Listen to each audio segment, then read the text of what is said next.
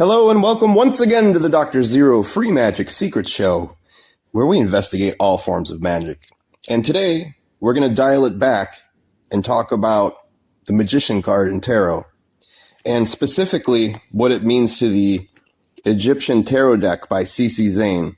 See, there's a book called The Sacred Tarot, came out in the 1930s, if I'm correct, from an organization called the Brotherhood of Light, which C.C. Zane started. He was a esoteric philosopher of sorts. Existed once upon a time. He put out many books, all of which are worth looking into. And his Egyptian deck is special because it takes all the lessons of classic tarot, presents them in a slightly different manner, because unlike being based on the Tree of Life, this deck, the pip cards, the suit cards, the 1 through 10s, are all astrological correspondences. And it ignores the Tree of Life, and the arcana, called the Arcanums in this deck, are greatly expanded upon. And of course, there's 22 of them, and they represent 22 life lessons that supposedly the Egyptian mystery schools, once upon a time, used to expand upon. And it's all about the expansion of the self, slowly through the different stages. So I just wanted to go back to the beginning of where so many stories begin. And this deck, the Zeero card, the Fool card, is actually the last card in the sequence. They don't put the Zeero first. It is known as the Pluto card. But we're going to the Magick, which is considered the first in the series. So I'm just going to read off everything it says. So the Magick card. Arcanum One.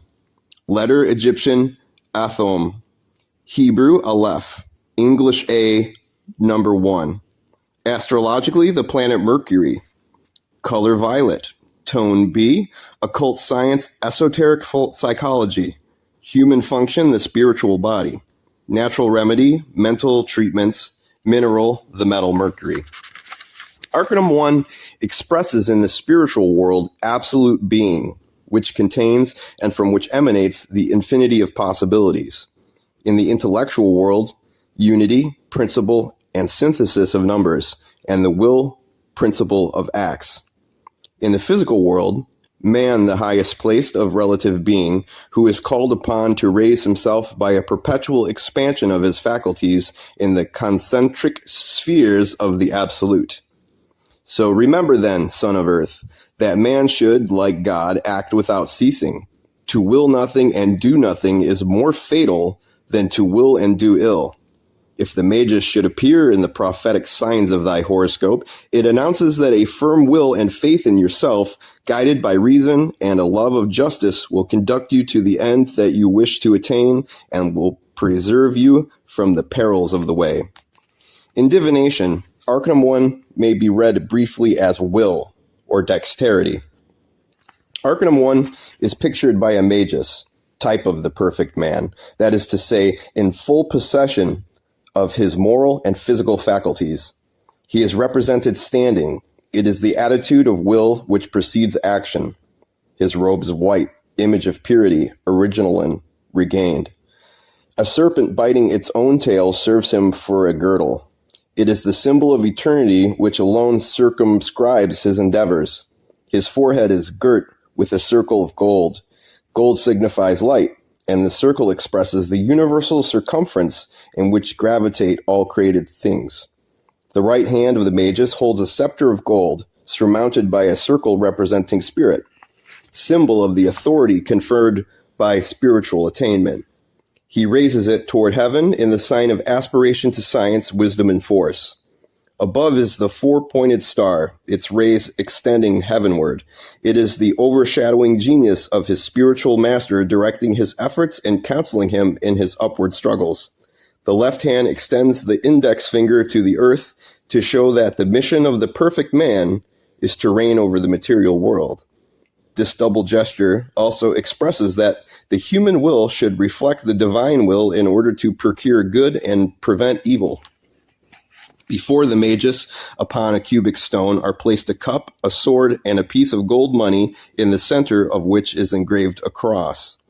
The cup signifies the mixture of the passions which contribute to happiness and unhappiness according as we are their masters or their slaves. The sword signifies the work, the struggle which traverses obstacles, and the trials which sorrow submits to us. The coin, sign of determined value, is the symbol of realized aspirations, of work accomplished, and shows the sun of power conquered by the perseverance and efficacy of the will.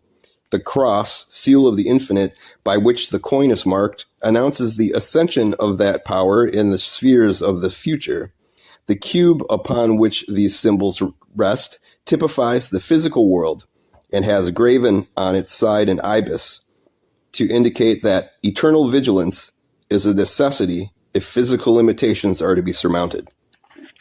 Number 1 numerically expresses the absolute. It is also the starting point of all measurements and suggests infinite possibilities. All that is proceeds from one cosmos, which contains all, and to which all ultimately must return. 1 is a synthesis, for nothing can be thought of without parts. It is the universal principle of existence, the creative intelligence of deity, the motive force of the universe, which in man becomes will. In the macrocosm, it stands for unlimited potentiality, and in man for relative potency. It expresses the law of the conservation of energy and the indestructibility of matter. Astrology. The commencement of all work is its formulation, and this is a mental activity. Before the universe became manifest, it was conceived within the spaces of the divine mind, from whence it was launched into objective evolution by the power of creative thought. Thus does mental activity correspond to number 1. A magus is one skilled in magic, and magic is performed chiefly through the creation and vitalization of mental images. The magus, therefore, is one in whom the power of the mind has been highly developed, and as in astrology, mental ability comes under the rulership of the planet Mercury. This planet must correspond to both 1 and the magus of Arcanum One. Thus does Arcanum One represent the creative energy being directed intelligently, in distinction to the second decav of 1, which is pictured by Arcanum 10, the planet Uranus, representing the one universal force unrestrained. It also differs markedly from the third decav of 1, pictured by Arcanum 19, corresponding to the zodiacal sign Leo, representing the application of this energy to the attainment of happiness and the elaboration of domestic bliss. In these 3 arcana, each picturing the one universal virile force being used on a different plane, we have a complete commentary on the necessity of using the creative energies properly if any high degree of spirituality is to be attained.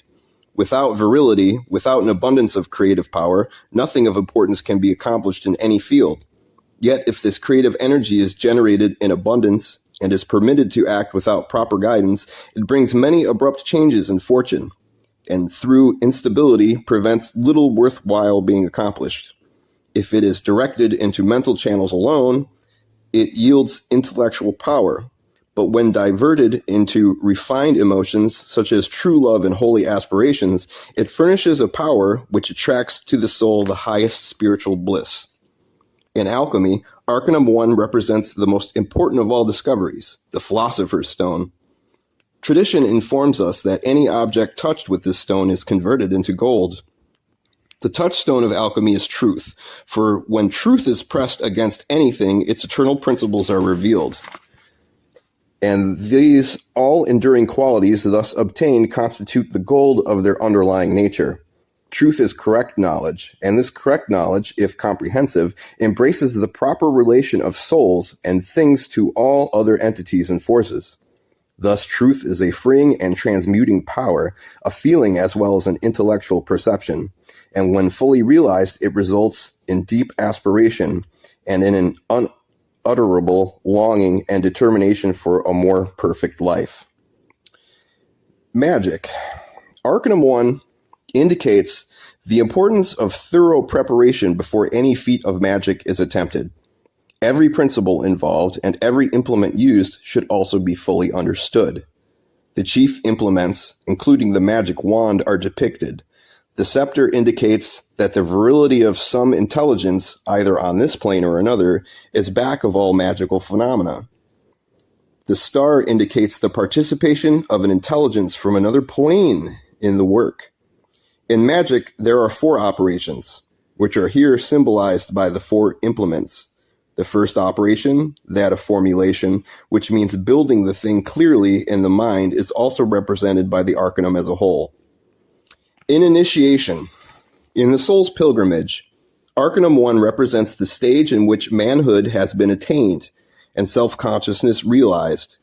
He has learned the transitory and elusive nature of physical possessions and has placed his feet once for all upon the road leading ultimately to adeptship.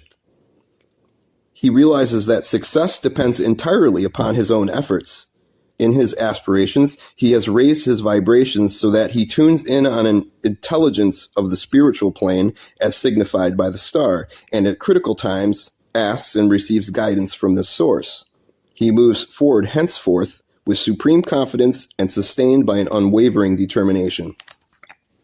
In the occult science, the science of esoteric psychology embraces the complete field of mental activity, not merely on the physical plane, but on all planes where intelligence has expression. The ancients placed so great importance upon the development of willpower that they formulated a science of the will, the various phases of which each have a correspondence to one of the major arcana of the tarot. In expressing this, the name of each major card is taken as the emblem of some special principle involved. This science of the will, as given in an Egyptian initiation, is as follows. In uniting successfully the 22 significations which emanate from these symbols, their ensemble is summed up in the term the synthesis of magic. The human will, enlightened by science and manifested by action, creates the realization of a power which uses or abuses according to good or bad inspiration, in the circle which has been traced for it by the laws of universal order. After having surmounted the trial which has been imposed by divine wisdom, he will enter by his victory into possession of the work it has created, and establishing his equilibrium upon the axis of prudence, he will rule the oscillations of fortune. The force of man, sanctified by sacrifice, which is the voluntary offer of himself upon the altar of devotion or expiation, triumphs over death. This divine transformation raises him beyond the tomb into the serene region of infinite progress and opposes the reality of initiative to the eternal falsehood of fatality. The course of time is marked by ruins, but beyond every ruin one sees reappear the dawn of hope, or the twilight of deception. Unceasingly, man aspires to that which ever flees from him, and the sun of happiness will only rise for him beyond the tomb, after the renewal of his being by death, which opens to him a higher sphere of will, intelligence, and action. Every will that lets itself be governed by the instincts of the flesh abdicates its liberty and is bound to the expiation of its errors. On the contrary, every will which unites itself to deity in order to manifest truth and work justice enters, even in this life, into a participation of divine power over beings and things, recompense eternal of freed spirits. Not only earnestly recommend to all students that they commit the above summary of the major arcana to memory and meditate upon it frequently, but that they use it as a mantra. It contains vastly more of truth and power than appears upon the surface, and used as a mantra has been singularly potent in establishing self-confidence and in building up positiveness and constructive power of the will. Now, the relation of minor arcana to major arcana. As previously indicated, the suit of scepters which in common playing cards is the suit of clubs, symbolizes the element fire. This, in human life, becomes enthusiasm, ambition, and enterprise. Consequently, this suit belongs to the department of life having to do with business, occupation, station, honor, and profession. In astrology, it is represented by the MC, where the sun appears at noon.